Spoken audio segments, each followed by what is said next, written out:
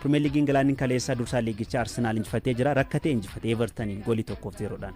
Arsenal rakkatus injifateera garuu rakkatee injifatee qabxii 3 fudhachuun mataa isaa imala shaampiyoonummaadha Arsenal familee horattee kan ittiin kaaftura garuu taphootan darban irratti gahumsi Arsenal mul'isaa jiru hamma tokko kan akka gadi bu'eedha tapha kaleessattinis mataa isaa peenaalitiidhaan goolii sana Victor Yokeresh galchee injifatu malee sochiiwwan isaan taasisan dhibbentaa taphaa to'atanii kubbaa kallattii sirrii eeggate lama qofa kan Arsenal yaale tariitii yeroo lama kan Leandro Trossard fi akkasumas Martin Zubimendi dagaleen gooliidha kan jalaa deebise kan utubaan gooliin jalaa deebise gooliiwwan nama gaabbisiiftu keessaa isa tokkodha kanas ta'u garuu Arsenal injifatee dursummaa yeroodhaaf Manchester City irraa fudhate deeffateera tapha kanaanii garaagarummaa tariitii kanaan dura kilaboonni torbee ayyaanaa fudhatanii yookaan immoo liigicha dursaan turan shaampiyoonii ta'aniiru Arsenal kanaan dura yeroo afur dursee carraa arfanuun waancaa osoo hin fudhatin kan inni hafe bara kana waggoottan arfan darban keessatti yeroo sadaffaadhaaf torbeewwan ayyaanaa yookaan immoo boxing day dursummaadhaan kan inni fudhate waggoottan sadeen darban dursee waancaa fudhanne Arsenal bara kana hoo kan jiru egaa gamanuma kan inni eegamuudha Citynis kaleessa injifateera dursummaa kana irraa yeroodhaaf fudhate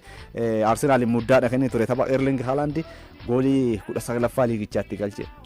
Cityin amma jijjiirama sirriirra akka jirudha kan namatti mul'isu Haaland taphoota torbee 17tiin goolii 19 galchee jira iddoo taphataan kun jirutti Cityin injifachuurra duubatti hin jedhu kaleessa Liverpoolis milkaa'ee jira goolii 2-1 Tottenham taphattoota 9 taphattoonni 2 kaardii madhaan jalaa baaniiti jiru akkasuma kaleessuma Leeds Crystal Palace galchee 4-1 Sunderland fi Brighton goolii malee akkasuma Bournemouth fi Burnley goolii 1 qixaa Newcastle fi Chelsea goolii 2 qixaan xumuranii jiru har'a tapha eegamuun Aston Villa Park irratti Manchester United kan simatu ni eegama jiini kun amma cidha kubbaa miilaa Afrikaati jechuu dandeenya shifee biyyoonni 24 kan dachee Afrikaa keessa kubbaa miilaatiin fooyyee qaban jedhaman Morokootiin waliif morkatu jechuu dandeenya Morokoon jila kana simatteerti almost biyyoonni hundi isaaniitu amma Morokoo galanii jiru bara kana waancaa ofii qopheessu kana hambifachuufis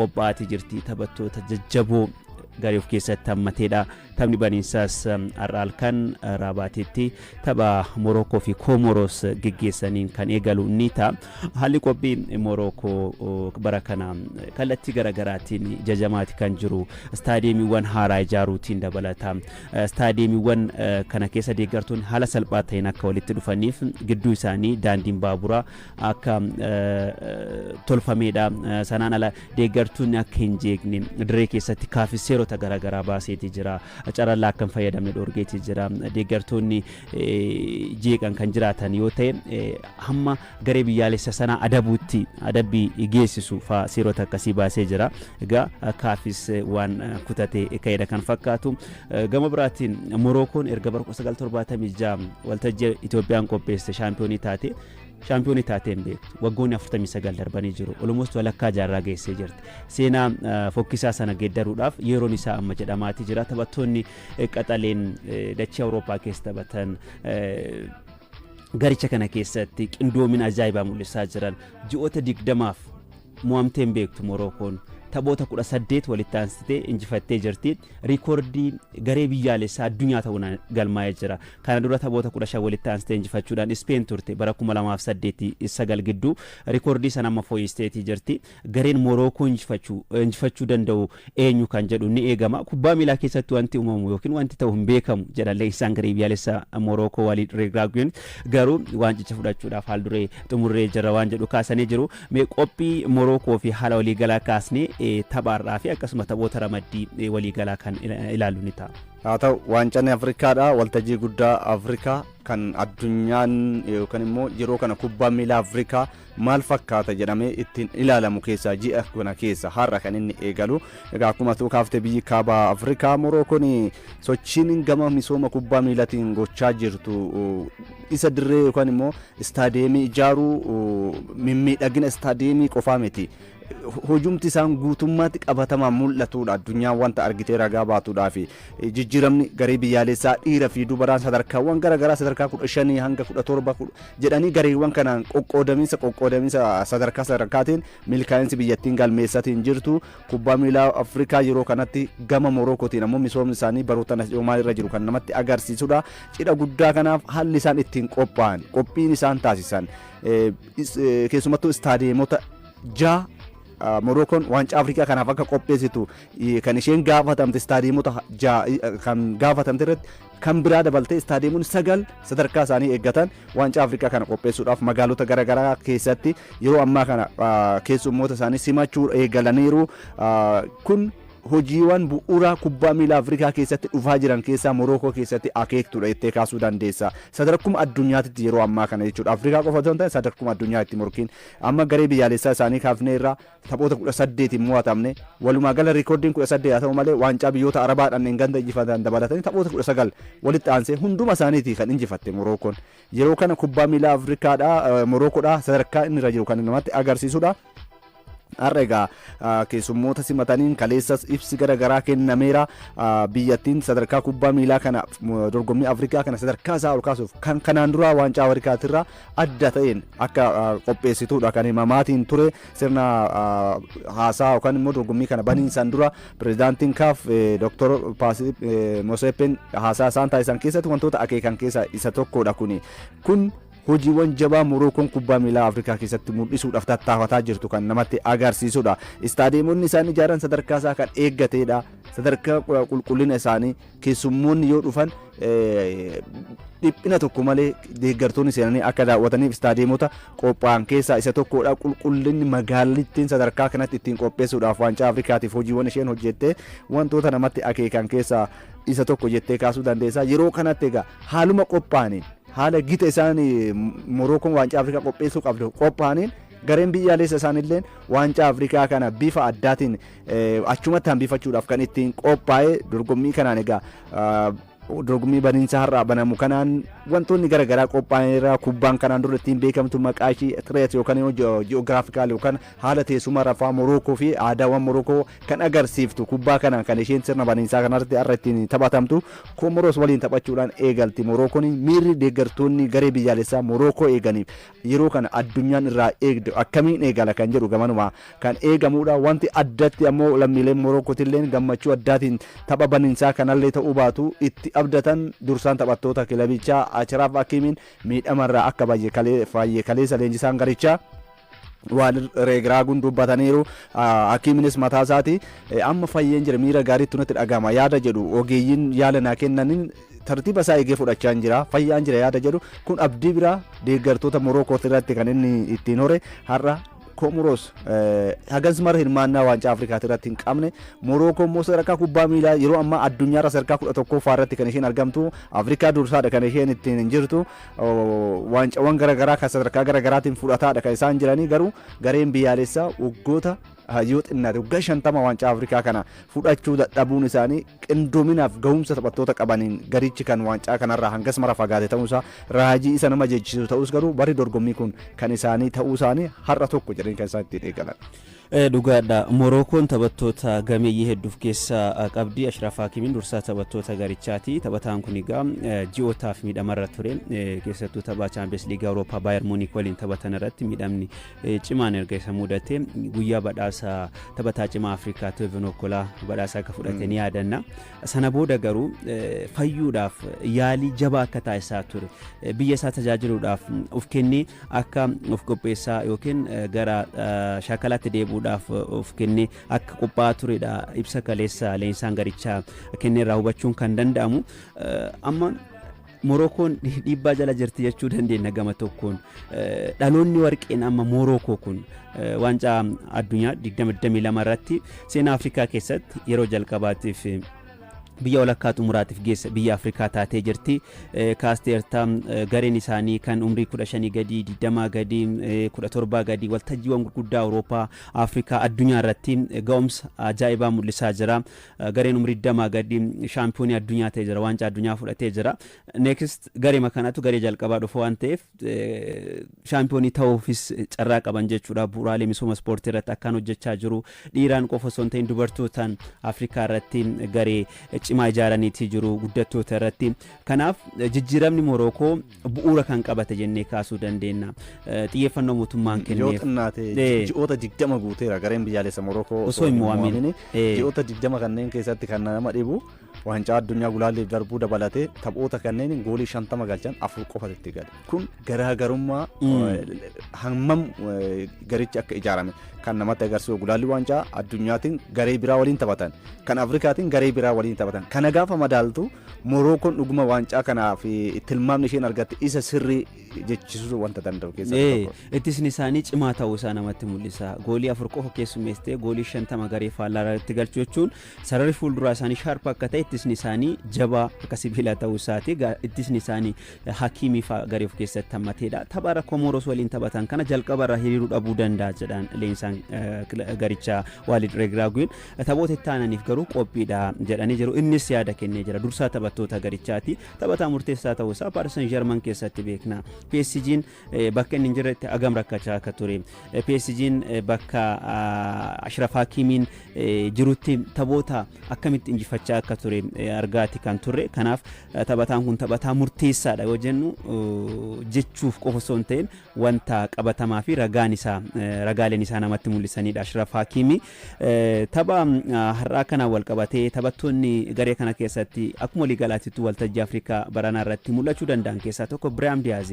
Taphataan kun egaa kana dura Ispeeniif taphataa ture garee umrii 23 gadi garee jalqabaatiif filannoo argachuu dhabuu isaatiin wal qabate amma fuula isaa gara biyya abbaa isaatti geeddaruudhaan biyya abbaa isaa Morookoodhaaf taphachuu murteessee jira. Taphoota hammoonaa taphateenis ga'umsa fooyyee mul'isaa ati kan jiru. Sanaan ala immoo taphattoonni kanneen akka Amraabaat fa'aa salar gidduu irratti ni yaadanna waancaa addunyaa 2022 Kwaatar qopheessite irratti ga'umsi Amraabaat inumaayyuu ga'umsa waltajjii sana irratti mul'iseen gara Manchesteris dhufuu kan danda'e dacheen kun 75 bishaan yoo uwwifame 25 Amraabaatiin uwwifama hamma jedhamutti taphataa ga'edha. Iddoo hunda deemee taphachuu danda'udha. Taphattoota kanneen garee of keessatti hammateedha. Morookoon Komoros waliin taphatanii Komoros garee agasmara taphattoota gameeyyii of keessaa qabu miti garuu kubbaa miilaa biyyoota naannoo isaanii salphaa miti. Garee salphistee yookiin andarmaayin gootee gardireetti seentuu miti. Morookoon ga'umsa amma waliigalaa qabdu kanaan kan laalloo ta'e garee kana keessaa salphumatti darbuu dandeessi. Morookoo Maalii fi Zaambiyaa akkasuma Komoroosii ramaddii kana keessa kan jiranii Maaliinis waltajjii kanaan shaampiyoonii taateen beektu. Komoroosis akkasuma Zaambiyaan garuu bara 2012 waancaa Afrikaa Itiyoophiyaan waggaa 31 booda itti deebite ramaddii Itiyoophiyaa keessa turte ramaddii san keessa darbite shaampiyoonii taate. Wayi seenaa sana irra deebiti jedhamee ni eegama. Garuu ga'umsi amma Zaambiyaan qabdu san sin jechisiisu. Yeroo baay'ee biyyoonni akka Zaambiyaa fa'aa xiyyeeffannoon isaanii taphattoota biyya keessaati. Taphattoota biyya keessaa karaa qindaa'aa ta'een qabatanii waltajjii tokko irratti hirmaatu imala gaarii ni taasisu. Bara kanas waan akkasii mul'isuu dandeessi jedhamee eegama. Maaliinis garee laayyoo miti. Gareen kun egaa taphattoota jajjaboo professionaalaa ta'an garee oomishaa turedha. Saayiduu Keettaa fa'aa ni beekna. Premier League England keessatti liigota gurguddoo keessatti taphattoota Musaa Seseekoo fa'aa taphattoota jajjaboo biyya baasteedha. Bara kanas taphattoota taatee dorgommii kana ta'uu danda'an biyya mul'isuu dandeessi jedhamtee eegamtuudha. Garuu ramaddii kanarraa salphumatti Morookoon darbuu akka dandeessudha. Shifee ramaddii taanutti yaaceenu ramaddii baa Muhammad Saalaan waltajjii kanaan hin milkaa'u taanaan carraan inni waancaa Afrikaa fudhachuudhaaf qabu jalaa dhumata jedhamee yookiin jala darba jedhamee tilmaama argateedha. Taphataan kun umurii 33 irratti argama. Waancaan Afrikaa ittaanu waggaa 2 booda kan geggeeffamu ni ta'a. Egypt, Afrikaa Kibbaa, Angoolaa fi Zimbabwe ramaddiiwwan jiran keessa ramaddii jabaadha jennee kaasuu dandeenya. Afrikaa Kibbaas garee laayyoo miti. Angoolaanis akkasuma Zimbabween even Egypt garuu ramaddii kanarraa tilmaama injifannoo yookiin akkuma waliigalaatti Morokootti aansitee biyyoota tilmaama shaampiyoonummaa kennituuf keessaa takkaadha. Ramaddii kana akkamitti ilaaltaati? Marsaarraa darbuu hangasuma rakkatteetteen kaaftu Egypt yeroo kanatti garuu shaampiyoonummaadhaa fi gulaalli waancaa addunyaatti Muhammad Saalaan biyyi isaanii osoo injifatamin dorgommii kanaaf yookaan gulaalli waancaa addunyaatiif akka geessu kan isaan inni gargaare ammatti Muhammad Saalaan ifee keessaa mul'atu malee taphattoonni jiran baay'eedha kana. Egyptis yeroo ilaaltu ta'e gita Morokoo fi taphattoota qabanii yeroo kana biyyoota jajjaboo warra jedhaman Morokoo, Egypt, Senegal, biyyoota akka Cote d'Ivoire fi Cameroon warra kanaadha. Warri kun garuu maqaa taphattoota qabaachuudhaan qindoomina irratti garaagarummaa qabaachuu isaaniiti. Kana keessaa xinnoo ishii sadarkaa lammaffaa irratti biyya Morokoo aansitee keessu keessaa Egypt ishee tokkodha. Mohammad Salaan Liverpool keessattis akka dhuunfaatti hanqinni garichaa haa jiraatu malee gahumsi isaa goolii galchuurraa gadi ammoo sochiin inni taasisaa jiru tapha xumuraa taphate namoo dheengadda goolii haalli itti mijeessee kenneef miirri yeroo kana Liverpool keessatti isa bira jiru ammoo wanta addaa tapha kanaan daranuu ifee mul'atu jettee kaasuu dandeessa. Yeroo kanatti Mohammad Salaan eenyu akka ta'e waancaa Afrikaatti irratti turtii ji'a tokkoo kanaan keessatti mul'isuudha barbaada. Mohammad Salaan jedheen eegaan gama kootiin gama kanaan tapha jalqabaa Zimbabwe waliin taphatu sadarkaan kubbaa miilaa Zimbabwe fi Egypt kan wal gituumeeti. Baay'inaan taphattoonni Egypt liigota Awurooppaa gara keessa kan isaan taphatan Umar Marmush dabalatee goolii eegdonni isaanii akkasuma immoo taphattoonni akka Mohammad Salah kan biroos taphattoota jajjaboo yeroo Afrikaa keessas sadarkaa Awurooppaattis kan qabdu Egypt waan ta'eef tapha kanaan ramaddii kanarraa darbuudhaaf wanti rakkisu hin jiru. Sababni isaa marsaa mo'atanii darbuu 16 keessa biyyoota 16tu gala 24 keessaa waan ta'eef tokkoffaa lammaffaa isaatti darbuudha kan dandeessu. Gita kanaan Egypt marsaa xaanu darbuudhaaf wanti rakkisu hin jiru. Garuu morkattummaa waancaa ta'uudhaaf biyyoonni jajjaboon jiru. Shaampiyooniin dorgommichaa mataan ishee Cote d'Ivoire ramaddii isheetirraa osoo hin mo'atamin kan isheen dorgommii kana ittiin xumurtee marsaa yookaan waancaa Afrikaatiif darbuu ishee mirkaneeffatte waan ta'eef biyyoonni akka Senegaal mataan isaanii Afrikaan kibbaa tariiti kan amma Egyptiif jabaa ta'e jettee kaasuu dandeessu Afrikaa kibbaa ta'uu danda'a jettee kaasuu dandeessa. Ramaddii kanarraa ta'us garuu ramaddii itti darbu osoo hin taane waancaadhaaf geessi isa jedhu kana tilmaamne. Kana yoo hojjete yeroo 8ffaadhaafis Mohammad Salah yeroo jalqabaatiif Egyptiif waancaa fide seenaa isaa kana kan amma dhiyeenya jeemii karaa garfaan ittiin qeeqani Mohammad Salah hojiin hojjete gadi kuffisuuf hojiiwwan tattaaffiin taasifaman hin jiru ni yaadatta. Taatee dubbii leenjisaa kilabichaatti walitti bu'an irratti Mohammad Salah gahumsa isaa mul'isuudhaaf Egyptiif waancaa maal fide yaada jedhu kan inni kaasaatiin ture jeemii karaa gar isa kana yeroon deebiitti kennu amma Mohammad Salah miira kanaan dabalamee tariiti waancaa Afrikaa kanaa fi simboota jettee kaasuu kan dandeessu keessa tapha jalqabaa isaanii Egypt Zimbabwe waliin kan isheen taphattu Afrikaan kibbaa Angoolaa waliin taphachuudhaan kan isaan eegalanii taphoota eegaman keessa ramaddii baa inni itti ramaddii caan jajjaboo biyyoota akka Naajeeriyaa kan of keessaa qabu waancaa Afrikaa kanatti wantoota eegaman keessaa isaan tokko dhaloota amma keessumattuu eegaman. Ramaddii Senegaal yoo fudhatte Sadio Maanin waancaa Afrikaa milkeessite jedhanii jiru. Ramaddii caa yoo fudhatte taphattoonni akka Victor Osimhen xumuraaf gaanii Cote d'Ivoire waancaa dhaban dhaloota qisaasaa yookaan dhaloota waan gochuu qabu irratti osoo hin milkeessin hafe jedhamanii akka nafneef yeroon kun isaaniif murteessaadha jettee ramaddiiwwan kaafaman keessaa isa tokkodha. Amma Muhammad Salahadhaaf waancaan Afrikaa kun akka murteessaadha jedha gabaasni BBC. Taphattoota qaxalee Afrikaa addunyaa irratti mul'atanii fi waancaa dhaban keessaa tokko akka hin taaneef akka fakkeenyaatti kaasee jira. Michael Essien Gaanaa irraa waancaan fudhanne, Nwankwo Kanu Naajeeriyaa keessatti, Joorjiyaan taphataa Ballon d'Or fudhateedha.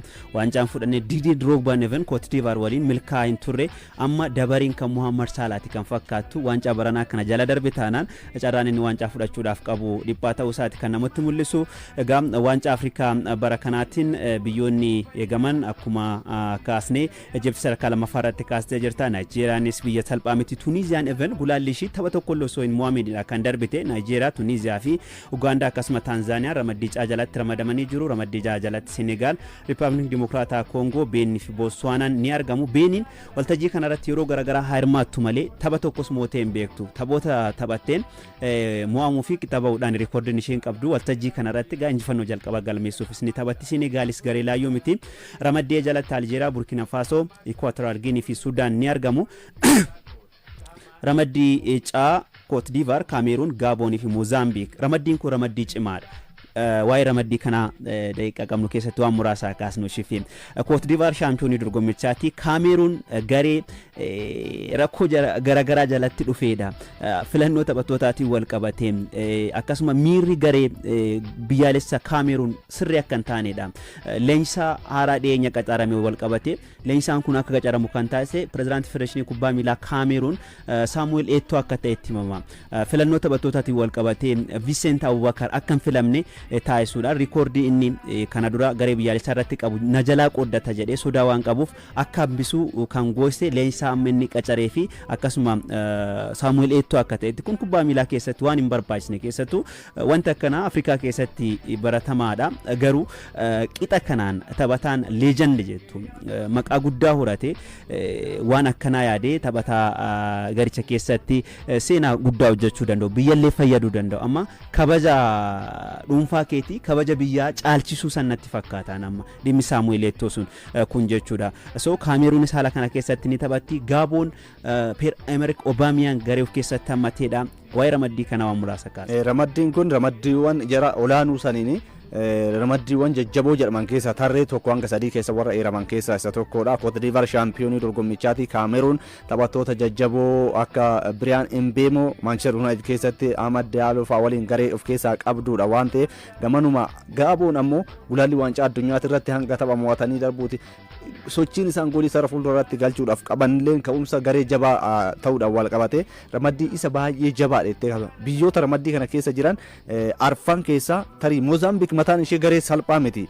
Waancaa biyyoota baha Afrikaatti irrattis akkasuma immoo kan barada waancaa Afrikaatti irrattis sochiin isaan taasisan gareen kun garee jabaa ta'uu isaa kan ittiin agarsiise. Addatti garuu kan Cote d'Ivoire fi Kaameruun Gaaboon gareen kun ramaddiin kun ramaddii faan ramaddii isa jabaa ta'uu isaa kan ittiin agarsiisudha. Waa'een Saamu'eel Eetoo tariiti inni hanga ammaatti qabatamaan dubbachuu baatus miidiyaaleen leenjisaan kanaan dura hojiirraa kaafame dubbii kana kan ifa baase leenjisaa kana waan ta'eef maqaa jabaa yookaan immoo guddummaa Saamu'eel Eetoo san yeroo itti kufu amma gareen biyyaalessaa sara fuulduraa irratti goolii galchuu dhabee dorgommicha keessaa baay'ee gaafa ta'u jalqaba pirezidaantii federeeshinii kubbaa miilaa Kaameruun Saamu'eel Eetoodha irra deebiin kan filatame kan namni qeeqamu tokkodha. Yeroo gara garaatti naamusaanillee hojii keessa harka galfachuu hojii leenjistoota keessa seenuudhaan dhimma federeeshinii kana hanga mootummaa biyyattii bira akka ga'u kan taasisan Saamu'eel Eetoon amalaan hin komatama yeroo gara garaatti. Amma daranuu Abubakar taphataan kun taphataa akkamii akka ta'e waancaa addunyaa Kaatar irratti ni yaadatta. Goolii kan inni galcheen yeroo gara garaatti kubbaa dandeettii taphataa qabu. Kallattii gara garaatiin kubbaawwan qilleensatti irraa dandeettii taphataa qabudha. Jalqaba miidhama akka ta'edha. Ergasii garuu miidhama akka hin taanee fi onaana fi taphataan kun sababuma Saamu'eel Eetootiin garicha keessa akka hir'ifamedha. Kun maqaa isaa xureessuu irra darbee maqaa biyya balleessuu ta'a jettee kaasuu dandeessa. Gaafa garichi bakka eegamu sanaaf jalqaba sababni qeeqaminsa adda dureedhaan kan bahu Saamu'eel Eetoo ta'a jettee kaasuu dandeecha. Leenjisaa osoo hin taane taphattoota osoo hin taane mata duree ajandaa kan ta'u Saamu'eel Eetoodha. Kun isaaf tarii maal akka yaade immoo qabxii taphichaan booda kan ilaalamu ta'a. Garuu maqaa biyyaatu maqaa dhuunfatirra hin caalu. Kun osoo ta'e jajjabeessuu qabaami. Amma riikoordiiwwan biyyoota liigota Awurooppaa gara garaa keessatti kan dhuunfaa kan taphattoota amma fakkeenyaaf Kiiliyaan Mbaappee yeroo kanatti kan garee biyyaalessaa Firaansii akkaataa inni riikoordii ittiin fooyyessee kan Haariikeen ilaaluu dandeechi. Taphattoonni garee biyyaalessaa Ingilaandii yookaan ammoo kan Firaansii yeroo taphattoota kana jajjabeessaniin ala yeroo isaan qeeqaniin argine kun hamilee buusuudha. Warri biraas abdii maalii qabare borootti taphataa cimaa taatee boruu gadi buusan taanaan kun hammam ilaalcha jijjiiramuu qabu keessa Afrikaa keessatti isa tokkodha. Addatti an Saamu'eel Eetoo hojiiwwan inni hojjetu gidduu galuudhaan takkatu leenjisaa ari'uudhaaf ittiin seenuudhaan hojiiwwan hojjetu federeeshinii kubbaa miilaa Kaameruun nama jeeqan keessaa isa tokko jettee kaasuu dandeessa. Waancaa Afrikaa irratti biyyoota hirmaatan 24 keessaa bara kana biyyoonni 4 Mozaambiik, Beeniin, Taanzaaniyaa fi Bootsuwaanaan injifannoo jalqaba waancaa osoo hin ta'in taphumaayyuu injifachuudhaaf biyyoota taphatanidha. Sanaan alammoo biyyoonni harmaan dura kaasne biyyoonni akka Morokoo, Egypt, Nigeria, Cote d'Ivoire tilmaama shaampiyoonummaa Tuniziyaa dabalatee jechuudha. Aljeeriyaanis biyya salphaa miti kan argatanidha. Egaa waancaan Afrikaa ji'a tokkoo fi olmost kan turu kan marsaa 35ffaa kun jechuudha. Waltajjii marii keenan dhimmoota garaagaraatiinis kan kaasnu